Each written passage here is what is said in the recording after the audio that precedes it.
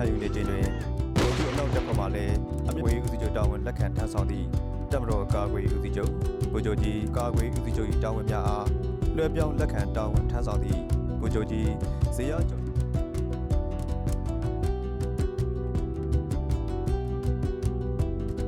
အခုရွေးကောက်ခံပြည်သူ့တော်ကိုယ်စားလှယ်များစုဖွဲ့က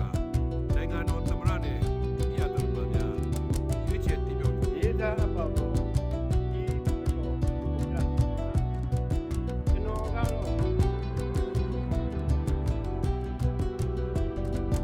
ဇနီးတော်ကျူလာတပ်မတော်ကာကွယ်ဦးစီးချုပ်၏တာဝန်များအားလွှဲပြောင်းလက်ခံတာဝန်ထမ်းဆောင်သည့်ဇေယျသီရိဗိမာန်မှပြန်လည်ထွက်ခွာရာ